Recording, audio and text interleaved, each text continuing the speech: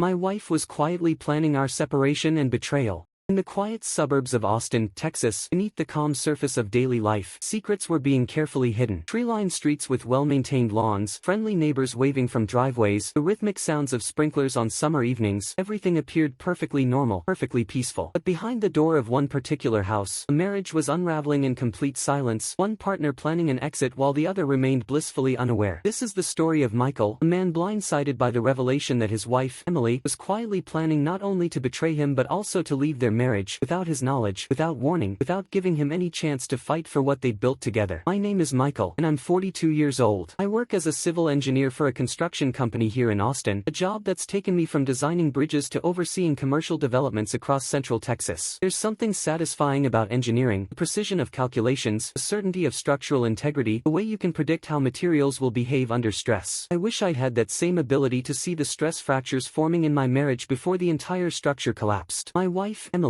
is 39 and works as a freelance graphic designer, often from our home office in the converted spare bedroom of our 3-bedroom ranch house in the Westlake area. She's talented, with a client roster that includes several Austin startups and small businesses who value her clean, modern aesthetic. I've always been proud of her work, proud of how she built her freelance career from nothing into something sustainable and creatively fulfilling. We have been married for 10 years, together for 12 if you count the 2 years we dated before I proposed on a hiking trail in Big Bend National Park. I believed our relationship was steady and loving, not passionate in the way of new relationships, perhaps, but comfortable, secure, built on a foundation of shared history and mutual respect. We had our routines, coffee together every morning before I left for the office, or working from home while I was at various construction sites, evenings cooking dinner together and watching shows we both enjoyed, weekends spent exploring Austin's ever-changing restaurant scene or taking day trips to the hill country. Emily seemed devoted, always supportive when work stress got overwhelming, always interested in the projects I was working on even though she didn't fully understand the technical aspects. She was deeply involved in our shared life, managing our household, maintaining relationships with both our families, organizing get-togethers with friends, planning our annual vacation. She remembered birthdays, sent thoughtful gifts, kept our social calendar organized in ways I never could have managed. But all along, beneath this performance of domestic contentment, she was quietly orchestrating a separation and betrayal I never saw coming. Every smile was calculated, every gesture of affection a lie, every conversation about our future together a cruel deception. She was planning her exit with the same meticulous attention to details she brought to her design work, creating a blueprint for leaving while I remained completely oblivious to the demolition she was preparing. Looking back now, I can see that it started with subtle signs I missed or misinterpreted, long phone calls she claimed were work-related, conversations that would stop abruptly when I entered a room, texts she'd respond to with unusual urgency before quickly putting her phone face down. Emily had always taken client calls, often lengthy discussions about design revisions and creative direction, so when she started spending more time on the phone, I assumed her business was growing. I was happy for her, proud that her hard work was paying off. But these calls were different in ways I didn't recognize at the time. She'd take them in closed rooms, the bedroom, the home office with the door shut, even outside in the backyard despite the Texas heat. The conversations were whispered, secretive in a way that work calls shouldn't need to be. When I'd ask casually who she'd been talking to, her answers were vague: a new client, very particular about their brand identity, or an old colleague from my agency days, picking my brain about freelancing. There was secretive behavior that I explained away as stress or creative focus. Emily became protective of her laptop and phone in ways she'd never been before. She'd close her laptop screen whenever I walked past, change tabs quickly if I glanced at what she was working on, take her phone with her even when just going to the kitchen for water. She set up new passwords on all her devices, claiming she'd read an article about digital security and wanted to protect her clients' confidential information. She started having more meetings with clients, often in the evenings or on weekends, times that seemed unusual for business discussions but that she explained as accommodating her clients' busy schedules. She'd dress carefully for these meetings, spending extra time on her appearance in ways I found flattering at first. I thought maybe she was feeling more confident, enjoying her professional success. I didn't realize she was dressing for someone else. Emily became emotionally distant, less interested in family or social activities that had once been important to her. My parents' anniversary dinner, she begged off with a headache. Her own sister's birthday party, she claimed a deadline was too pressing to make the drive to San Antonio. Our monthly game night with our closest friends, she'd participate minimally, checking her phone frequently, calmly, seeming eager for the evening to end so she could retreat to her office. The physical intimacy between us declined gradually enough that I rationalized each instance individually. She was tired from work. She had a headache. She'd eaten too much at dinner. She wanted to finish a project before bed. Any single excuse made sense, but the pattern of excuses created a barrier between us that grew thicker every week. When we did make love, she seemed absent, going through the motions mechanically without any genuine passion or connection. I noticed a growing silence between us, like a slow retreat behind closed doors. Conversations that used to flow easily became stilted and surface level. I'd try to engage her in discussions about anything, politics, local news, plans for home renovations we'd been considering, and she'd respond with monosyllables, clearly not invested in the interaction. The easy companionship we'd always shared was replaced by two people occupying the same space but living in separate worlds. Emily stopped asking about my day, stopped sharing details about hers, stopped making plans that involved our shared future. When I'd mention maybe taking a vacation for our upcoming anniversary, she'd be non-committal. We'll see how work goes. When I suggested we start seriously looking at houses in the neighborhood we'd always talked about moving to, she'd deflect. Let's wait until the market stabilizes. Every conversation about the future met with vague delays and postponements that should have told me she wasn't planning a future with me at all. She began spending more time in her home office with the door closed, emerging only for meals or when she had to. I'd knock to see if she wanted coffee or to share something interesting I'd read, and she'd open the door just a crack, accept whatever I was offering with a quick thanks, and close it again. That closed door became symbolic of the barrier she'd erected between us. I was being shut out of her life incrementally, so gradually that I didn't recognize what was happening until it was too late. One day, while she was away on a weekend trip to visit her sister in Dallas, everything changed. Emily had left on a Friday morning, saying she'd be back Sunday evening. Her sister, Jennifer, had been going through a rough divorce, and Emily claimed she needed to be there for emotional support. I thought it was kind of her to make the trip, to be present for family during a difficult time. I waved goodbye from the driveway, told her to drive safely, texted her that evening to make sure she'd arrived okay. Saturday morning, I was making breakfast when I noticed Emily's phone on the kitchen counter, partially hidden under a stack of mail. She must have forgotten it in her hurry to leave, I thought. It was unusual. Emily was normally attached to her phone, but not alarming. I figured she'd realize soon and call me from Jennifer's phone to let me know. But as the morning wore on, she didn't call. By noon, I was starting to worry. What if there was an emergency and I needed to reach her? What if Jennifer needed something and tried to contact Emily? I decided I should probably call Jennifer to let her know Emily had left her phone behind. I picked up the phone to unlock it and call Jennifer, and found it was already unlocked. She'd never engaged the security timeout, probably in her rush to leave. It was unlocked, as if the universe was giving me a chance to uncover the truth I'd been blind to for months. I started to dial Jennifer's number from memory, but as I navigated to the phone app, I saw the notification badges. Dozens of unread texts, multiple missed calls, all from a contact saved simply as B. My stomach tightened with unease. Who was B, and why were they trying to reach Emily so urgently? Reluctantly, with hands that had started trembling without me realizing it, I looked through her messages. What I discovered shattered everything I thought I knew about my marriage, my wife, and the life we'd built together. The most recent messages were from that morning. Where are you? You said you'd be here by 10. He had written. I'm getting worried. Please call me when you can. Another message read. I have everything ready for this weekend. Can't wait to finally have uninterrupted time together. My heart pounding, I scrolled up to see the conversation history and discovered months of planning, detailed, methodical planning for a life that didn't include me. He was Brandon. I learned from the content of the messages, a man Emily had met 6 months ago at a design networking event. What had started as a professional connection had quickly become something else entirely. The messages weren't just casual talk but detailed discussions about moving out, dividing assets, and even divorce lawyers she had contacted. I read in mounting horror as Emily and Brandon discussed which attorney she should hire, how to approach the division of our shared property, what grounds she might cite for divorce in Texas. We're a no-fault state, but she'd researched it thoroughly anyway. I spoke with that attorney you recommended, Emily had written 3 weeks earlier. She said I have a strong case for an equitable division of assets since we don't have kids and I've contributed financially throughout the marriage. She thinks we can avoid a lengthy court battle if Michael is reasonable. That's great, Brandon had responded. And you're sure you're ready for this? I know it's a big step. I'm sure, Emily had written. I've been unhappy for so long. I can't keep living this lie. I just need to figure out the right timing to tell him. Except she hadn't told me anything. She'd been planning my life's upheaval without giving me any voice in it, any chance to address whatever was making her unhappy, any opportunity to fight for our marriage. The messages revealed that this wasn't just about leaving, it was about leaving for someone else. Brandon wasn't just a supportive friend helping her through a difficult decision, he was the reason for the decision. The texts between them were intimate, romantic, filled with declarations of love and excitement about their future together. I can't wait until we don't have to hide anymore, Emily had written. Until I can wake up next to you every morning without guilt or secrecy. Soon, Brandon had promised. Once you've talked to Michael and started the separation process, we can be together openly. We can start start the life we'd been planning. They'd looked at apartments together. I found screenshots of rental listings in South Austin, places Emily had apparently toured while claiming to be meeting clients. They'd discussed what furniture she'd take from our house, what she'd leave behind, how to minimize conflict during the separation. She'd made lists, actual itemized lists, of belongings she considered hers versus ours versus his. Emily's betrayal wasn't a sudden moment of weakness or a passionate affair that had spiraled out of control. It was a calculated process carried out in silence with cold efficiency. She had meticulously mapped a way out of our marriage while maintaining perfect appearances at home, never giving me any indication that she was unhappy enough to leave, never offering me a chance to address whatever problems had driven her to this point. The texts to Brandon revealed a secret relationship that had been developing in parallel to our marriage, a whole separate life she'd been building while continuing to play the role of devoted wife. They'd been seeing each other regularly. Those client meetings and work obligations had often been dates with Brandon. That weekend she'd claimed to be at a design conference in Houston. She'd been with Brandon at a bed and breakfast in Fredericksburg. The evening networking events she'd been attending, dinners with Brandon at restaurants across town where she thought we wouldn't be recognized. She had detailed plans to build a new life away from me, moving into an apartment with Brandon initially and eventually buying a place together once the divorce was finalized. They'd discussed whether she should keep her married name professionally. She'd decided yes, for business continuity, and how to explain the divorce to mutual friends and clients. She'd drafted talking points that painted our marriage as having grown apart naturally, with no mention of Brandon. I sat at the kitchen table for what might have been hours, scrolling through months of messages, each one a fresh betrayal. I found their first flirtatious exchanges, watched the relationship progress from professional to personal to romantic to planning a shared future. I saw how Emily had compartmentalized me. In messages to Brandon, I was Michael, not to my husband, psychological distancing that reduced me from partner to obstacle. The calculated nature of it all was perhaps more painful than the affair itself. This wasn't a crime of passion or a mistake made in a moment of weakness. This was premeditated emotional betrayal, conducted with planning that would impress a military strategist. Emily had researched divorce law, consulted attorneys, prepared financial documents, all while sharing my bed and accepting my affection and trust. I felt physically ill, my stomach churning with a mixture of betrayal and disbelief. The woman I'd loved for over a decade, the person I'd trusted more than anyone in the world, had been systematically planning to destroy our life together while keeping me completely in the dark. Every kind word she'd said, every gesture of affection, every conversation about our future, all of it had been a performance, a carefully maintained facade designed to keep me unaware until she was ready to exit on her own terms. When Emily returned Sunday evening, I was waiting in the living room with her phone on the coffee table between us. She walked in with her overnight bag, calling out cheerfully, "I'm home. You won't believe the drama with Jennifer's ex." She stopped when she saw me, saw her phone, saw my face. She knew immediately what had happened. "Michael," she began, but I held up my hand to stop her. "How long were you planning to keep lying to me?" I asked, my voice eerily calm despite the storm of emotions inside. "When were you actually going to tell me you wanted a divorce? After you'd moved out? After you'd already filed the papers? Or were you just going to disappear one day and have your lawyer contact me?" When I confronted her with everything I'd discovered, Emily's face went through a series of expressions: shock that I'd found her phone, panic at being caught, and then something like resignation. She sat down on the opposite end of the couch, not looking at me, and admitted everything. "You're right," she said quietly. "I've been planning to leave. I've been seeing Brandon for 6 months. I contacted a divorce attorney. I've been looking at apartments. All of it is true." "Why?" I demanded, my carefully maintained composure beginning to crack. "Why not just talk to me? If you were unhappy, if something was wrong, why not give me a chance to fix it? Why lie and plan and betray me instead of just being honest?" Emily was silent for a long moment, tears streaming down her face. "Because I was afraid," she finally said. "I was afraid of hurting you, afraid of the confrontation, afraid of what divorce would mean for both our lives. I thought if I planned everything perfectly, if I had all the details worked out, it would be easier for both of us." Easier? I couldn't believe what I was hearing. "You think discovering that my wife has been planning to leave me for months, that she's been having an affair, that she's been lying to me every single day, you think that's easier than an honest conversation?" "I know how it sounds," Emily said miserably, "but I was trapped, Michael. I felt trapped and unhappy for years, but I was afraid to tell you because I didn't want to hurt you, because I didn't know how to explain what I was feeling, because I was scared of blowing up our life. So instead you just blew it up in secret," I said bitterly. "How long, Emily, how long have you been unhappy?" "Because from where I was standing, everything seemed fine until about 6 months ago when you started acting distant." "It's been longer than that," she admitted. "Maybe 2 years, maybe longer. It's hard to pinpoint exactly when I started feeling like we were just going through the motions, like we were roommates instead of partners. But I told myself it was normal, that all marriages have phases, that the feelings would come back if I just waited. But you didn't wait," I pointed out. "You met Brandon and decided he was your exit strategy." "It wasn't like that," Emily protested, though her words lacked conviction. "I didn't meet Brandon planning to leave you for him. But when I met him, when we started talking and I felt that connection, that excitement I hadn't felt in years, it made me realize how unhappy I'd been. He didn't cause my unhappiness, Michael. He just made me see it clearly. So you decided the solution was an affair and a secret divorce plan, I said. Not couples counseling, not an honest conversation about your feelings, not even a trial separation where we'd both know what was happening. Just lies and planning and sneaking around. I chose to plan my escape quietly, believing it was easier for everyone that way, Emily said, her voice barely above a whisper. I know that sounds cowardly now. I know I should have been brave enough to tell you the truth, to give you a chance to respond, to do this honestly. But I convinced myself that planning everything in advance would minimize the pain, that presenting you with a complete plan would be better than months of painful conversations and failed attempts to fix something I believed was already broken beyond repair. The truth was devastating in a way that a simple affair might not have been. If Emily had confessed to a one-night mistake, to a momentary lapse in judgment, I might have been able to process it, even forgive it eventually. But this was different. Our once strong bond was broken, not by a single act of betrayal, but by months of systematic lies and secret planning. Every day for half a year, she had woken up next to me and chosen deception. Every morning over coffee, every evening cooking dinner together, every night lying in the same bed, all of it had been a performance while she orchestrated her exit behind the scenes. The calculated nature of it somehow hurt more than spontaneous betrayal would have. She'd had time to consider what she was doing, multiple opportunities to choose honesty over deception, countless moments where she could have confessed or opened a dialogue. Instead, she'd doubled down on the lies, building an entire infrastructure of deception to support her plan to leave. I moved into our guest room that night, unable to share a bed with someone who'd betrayed me so thoroughly. The next morning, I told Emily she needed to find somewhere else to stay while we figured out what came next. She moved in with Brandon immediately, no point in pretending anymore, no reason to hide what she'd been planning all along. Counseling was my idea, though I wasn't sure what I hoped to achieve. Part of me needed to understand how we'd reached this point, needed to hear from a professional whether there was anything salvageable in the wreckage of our marriage. Part of me suspected that counseling would only confirm what I already knew, that too much damage had been done, too much trust destroyed, for any kind of reconciliation. Our therapist, Dr. Martinez, listened to both sides of the story over multiple sessions. She helped us examine how we'd reached this breaking point, the failures in communication that had allowed Emily's unhappiness to grow unchecked, the ways I'd been inattentive to signs that something was wrong. But she was also clear that Emily's choices, to have an affair, to plan a divorce in secret, to lie consistently over months, were her responsibility alone. The sessions showed us how far apart we had grown and how silence had destroyed our communication. Emily talked about feeling invisible in the marriage, like her needs and desires didn't matter as long as the household ran smoothly and our social life appeared successful. I talked about feeling blindsided, about having no idea she was unhappy because she'd never given any clear indication beyond subtle hints I'd completely missed. Did you ever directly tell Michael you were unhappy? Dr. Martinez asked during one session. Emily hesitated. Not in so many words, no, but I dropped hints. I'd make comments about how we never did anything spontaneous anymore, how our conversations were always about logistics instead of real connection. I'd suggest things, weekend trips, date nights, couples activities, and he'd be too busy with work or too tired. But did you ever say, Michael, I am deeply unhappy in our marriage and I need things to change or I don't think I can stay? Dr. Martinez pressed. No, Emily admitted quietly. I never said it that directly. And Michael, Dr. Martinez turned to me. Did you notice any changes in Emily's behavior or mood over the past few years? I noticed she seemed stressed sometimes, I said. I thought it was work-related. I noticed we weren't as close as we used to be, but I figured that was normal after 10 years of marriage. I didn't realize it was a crisis because she never told me it was a crisis. The therapy helped us understand the breakdown, but it couldn't fix it. The fundamental issue wasn't miscommunication or different love languages or any of the common marriage problems that counseling can address. The issue was that Emily had betrayed my trust so completely, so systematically, for so long, that there was no foundation left to rebuild on. Even as we sat in Dr. Martinez's office, supposedly working on our marriage, I couldn't stop thinking about all the lies. Every session felt pointless because I couldn't believe anything Emily said. When she claimed she wanted to try to make the marriage work, I wondered if she was lying. When she said she'd ended things with Brandon, I doubted her. When she expressed remorse for her choices, I questioned whether it was genuine or just strategic. The trust is gone, I finally said in what turned out to be our last session. I don't think I can ever trust you again, Emily. And without trust, what do we have? Emily didn't argue. Maybe she felt the same way, or maybe she was just tired of trying to salvage something we both knew was irretrievable. You're right, she said quietly. I destroyed your trust. I understand if you can't forgive me. Emily moved out 3 months after I discovered her phone, though in reality she'd moved out emotionally long before that. The physical separation was just making official what had already happened in every way that mattered. We divided our possessions with surprising efficiency. She'd already known what she wanted to take, had already made her lists and plans. The process that can take some couples months of painful negotiation took us 2 weeks because Emily had done all the work in advance. The divorce itself was finalized 6 months later. Texas requires a 60-day waiting period from filing to finalization, and we met that deadline easily since there were no children involved, no contested assets, no reason for prolonged legal battles. Emily got the settlement she'd researched, roughly half of our shared assets, which seemed fair given that we'd both contributed financially to the marriage. I kept the house, which needed too many memories to feel like home anymore. The betrayal and quiet planning left scars that took a long time to heal. It wasn't just the affair that damaged me, it was the systematic deception, the months of lies, the realization that someone could share your life while secretly planning their exit. It shattered my ability to trust not just romantic partners but people in general. How could I believe anyone was being honest with me when Emily had lied so convincingly for so long? I threw myself into work, taking on bigger projects that required my complete attention and left me too exhausted at the end of the day to dwell on the ruins of my marriage. Colleagues noticed the change. I was more intense, more focused, less likely to engage in office socializing. Some people asked if everything was okay. I gave them the abbreviated version about my divorce and they offered sympathetic noises before changing the subject. Friends took sides, as they inevitably do in divorces. Some remained loyal to me, expressing shock and anger at Emily's deception. Others tried to maintain relationships with both of us, which I found offensive even though I knew it was probably the mature approach. A few disappeared entirely, unable to navigate the awkwardness of knowing both parties in a messy split. The social life Emily had carefully maintained for us evaporated, leaving me more isolated than I'd been since moving to Austin years ago. Therapy helped, slowly. I saw Dr. Martinez individually after Emily stopped coming to sessions, working through the betrayal trauma and examining my own contributions to the marriage's failure. I had to confront uncomfortable truths about myself, that I'd been a distant partner in many ways, that I'd taken Emily for granted, that I'd ignored signs of trouble because addressing them would have been inconvenient or uncomfortable. But I also had to accept that none of my failures justified what Emily had done. I hadn't been a perfect husband, but I'd been honest. I'd been faithful. I'd been present, even if not always attentive. I deserved honesty in return, deserved a chance to address problems before they became insurmountable, deserved better than months of calculated deception. But through this pain, I learned the importance of honest conversation and facing problems head-on rather than hiding them behind smiles and silence. I learned that difficult conversations, however uncomfortable, are always preferable to deception. I learned that silence is not neutrality but a choice that can be just as destructive as active harm. I learned that when someone shows you who they are through their actions, believe them. Emily had shown me she was capable of elaborate deception, of living a double life with convincing performance, of prioritizing her own comfort over my right to know the truth about my own life. Those weren't character flaws she could fix through therapy or good intentions, they were fundamental aspects of who she revealed herself to be. I also learned that I had my own work to do. I needed to be more communicative in relationships, more attuned to subtle signs of discontent, more willing to have difficult conversations before they became crises. I needed to make my partners feel heard and valued, to actively choose them every day rather than assuming their presence was a given. I needed to build relationships where honesty was not just expected but actively encouraged and rewarded. 2 years have passed since that Saturday morning when I found Emily's phone on the kitchen counter. I've sold the house. It held too many ghosts, too many memories now tainted by the knowledge of Emily's deception. I moved to a condo downtown, a fresh space with no history, where I could start rebuilding my life. I'm dating again, cautiously, and with much more awareness than before. I'm upfront about my history, about the trust issues I'm working through, about my need for radical honesty in relationships. Some women are understanding, others find my intensity off-putting. That's okay. I'd rather be alone than with someone who thinks occasional deception is acceptable or that major life decisions can be made unilaterally. I heard through mutual connections that Emily and Brandon are still together, living in that South Austin apartment she'd picked out during her planning phase. Part of me wonders if their relationship, built on deception and maintained through lies, can possibly be healthy or lasting. But mostly I don't think about them anymore. They're part of my past, a painful chapter that's closed. This story is a harsh reminder that sometimes the people we love the most can be the ones preparing to leave us, in silence, in secret, and with heartbreaking resolve. It's a reminder that trust is precious and fragile, that communication is the foundation of any relationship worth having, and that silence in the face of unhappiness is not kindness but cowardice. It's also a reminder that we survive even the most devastating betrayals. The first months after discovery felt insurmountable, like I'd never feel whole again. But slowly, painfully, I've rebuilt myself into someone stronger and more aware. The scars remain, but they've become part of my story rather than the entirety of it. I've learned to trust again, in small increments, with people who've proven themselves worthy through consistent honesty and transparency. I've learned that healthy relationships require courage, the courage to be vulnerable, to speak difficult truths, to address problems rather than avoid them. I've learned that loving someone means respecting them enough to include them in decisions that affect their life, even when those conversations are uncomfortable or painful. And perhaps most importantly, I've learned that while I can't control what others choose to do or how they choose to treat me, I can control how I respond and what I'm willing to accept. I'm no longer willing to accept silence masquerading as peace, or avoidance disguised as kindness. I'm no longer willing to ignore signs of trouble or excuse behavior behavior that undermines trust. The quiet suburbs of Austin still look peaceful from the outside, well-maintained lawns, friendly neighbors, the rhythmic sounds of sprinklers on summer evenings. But I know now that appearances can be deceiving, that behind any closed door might be secrets being carefully hidden. I know that the calm surface often conceals turbulent depths, and that sometimes the biggest betrayals come not with dramatic confrontation but with quiet, calculated planning. Emily taught me that lesson in the most painful way possible, but in learning it, I've become someone who values honesty above comfort, who chooses difficult truths over easy lies, who would rather face problems directly than hide from them behind silence and smiles. And while I wouldn't choose to go through that pain again, I can acknowledge that it transformed me into someone stronger, wiser, and more committed to building relationships on foundations of genuine trust and radical honesty.